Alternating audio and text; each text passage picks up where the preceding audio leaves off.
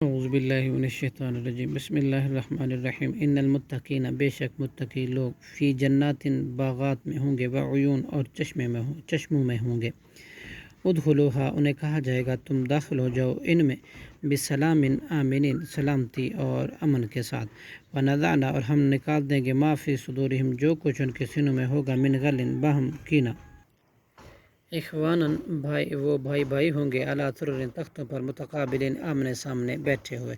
لا یمسہم نہیں چھوئے گی انہیں فیہا ان باغات میں نصب کوئی تھکاوٹ وما ہم اور نہ وہ منہا اس سے بمخرجین نکالے ہی جائیں گے نبی اے پیغمبر صلی اللہ علیہ وسلم خبر دیجئے عبادی میرے بندوں کو انی کہ یقیناً میں انا الغفور الرحیم بہت زیادہ بخشنے والا اور نہایت رحم کرنے والا ہوں وَأَنَّ عذابی اور یہ کہ بلا شبہ میرا عذاب ہوا العذاب وہی عذاب ہے علیم دردناک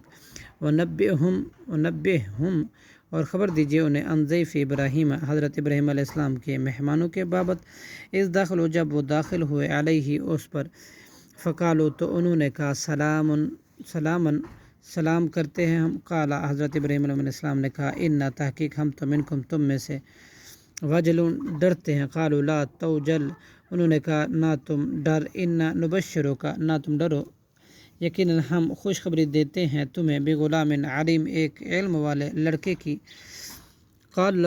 ابشرتمونی حضرت ابراہیم علیہ السلام نے کہا کیا تم خوشخبری دیتے ہو مجھے علی ام مسنیہ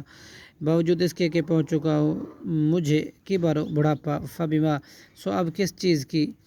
تبشرون تم خوشخبری دیتے ہو مجھے قالوا بشرنا کا انہوں نے کہا ہم بشارت دیتے ہیں تجھے بالحق کی حق کے ساتھ فلا تکن لہٰذا تو نہ ہو من القانتین نا امیدوں میں سے قال ومن حضرت ابراہیم علیہ السلام نے کہا ومن اور کون یقنطو نا امید ہوتا ہے من رحمت ربی ہی اپنے رب کی رحمت سے الا سوائے من الضالون گمراہوں کے قالا